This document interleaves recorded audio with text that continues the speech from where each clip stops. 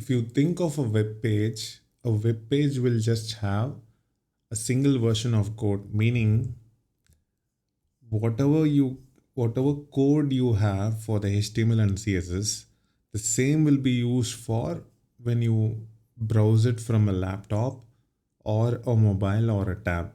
So regardless of what device you use and what screen size you use, the code is going to be the same. So we have to make sure that when you have your code, your HTML and CSS, it has to expand to the right proportions. Now we'll see through an example how that can be achieved. Now I'm gonna say a responsive HTML. So that's what is called a responsive site. Responsive site reacts to the corresponding device's screen resolution and size. So you have a HTML, the body, and say let's have a h1 tag.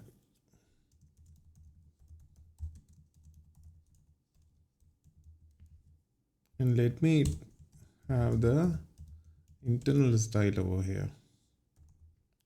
Let me say h1 background color is black and color is white. Let's see what happens.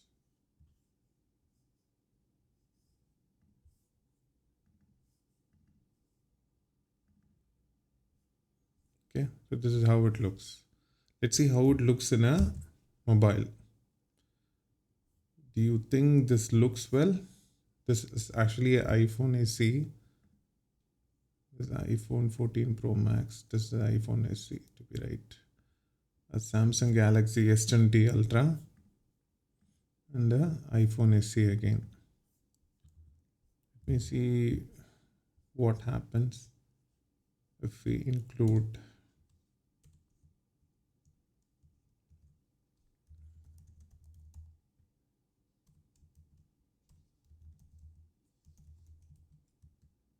meta name is viewport, content is width equal to device width, initial scale equal to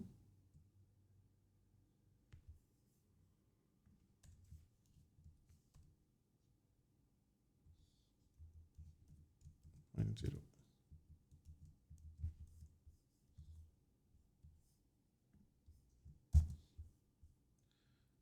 Did you notice anything here?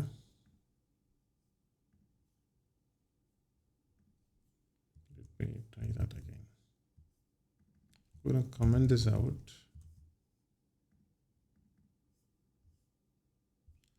So when I comment it out, when I do this commenting, the code is disabled and you have to scroll from left to right. There's a scroll bar. That is because when I give there is a h1 tag. H1 tag pretty much takes a default size and there is a complete horizontal space that has been occupied by h1 block, because h1 is also a block element. Now, when we say it's a block element, it acts to a specific size in your laptop, but then when you go to your desktop,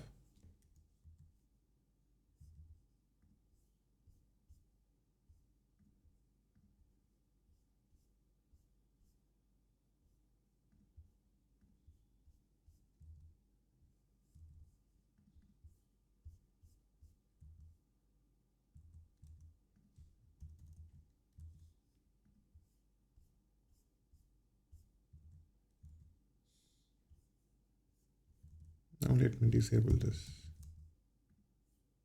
You go to a desktop, the width actually tries to be the width of your laptop. I mean the original content, or it might have at some default size.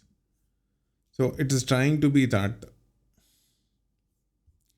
Now that's very risky, right? I mean, when you talk about responsive, it has to act like according to your screen size. So that's why this really helps. What it adds is meta is basically a detail about something. Uh, so it says viewport. For the viewport key, the value is width equal to device width. Initial scale is 1.0. So what it does is, when you have a viewport, I'll tell you what viewport is. I'm actually looking at in my looking at this HTML file in my laptop. Now this is my viewport. Okay, so the resolution could be 1600 width, I believe. But if I try to reduce this, I'm able to see only from here to here. So this is the viewport. If I try to reduce again, so this becomes the viewport. So the viewport actually differs, and the viewport will be different in your mobile, your tab, all that. So viewport is the viewable area in your browser. So this is the viewport. So if you reduce your browser, that becomes whatever you see in the browser, the width. So when I say viewport, is pretty much the width, because even in your mobile and laptop, no one is bothered about scrolling vertically, like top to bottom. No one is bothered to do this, but people would be bothered to do a left and right scroll, which is something that you wouldn't see in any websites. So to make a website responsive to a level, now it can't adjust everything, but we didn't give any width here. See, suppose I give a width here 800 pixels. Let's see what happens. Okay, now even though I have this viewport tag, I still have this problem because I have given a fixed width. So with fixed width, we have already been so rigid. So viewport, this meta won't help with your responsiveness. So what you have to do is you should in case you are using this, you want your website to act accordingly, you should remove this. But there are other workarounds. We have responsive units. We can work with that. The video is upcoming.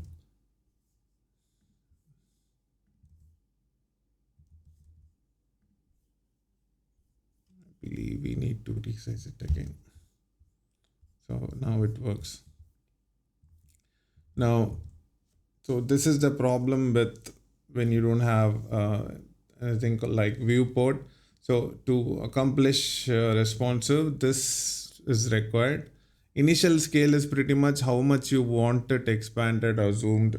So we say 1.0, which should be ideal. And width, we say device width. So if I'm looking at the laptop, so my laptop's width would be used. If I'm looking in mobile, my mobile's width will be used. So that's what is mentioned again and again. Mostly the responsiveness, not entirely, but mostly the responsiveness is with the width numbers, not much with the height numbers.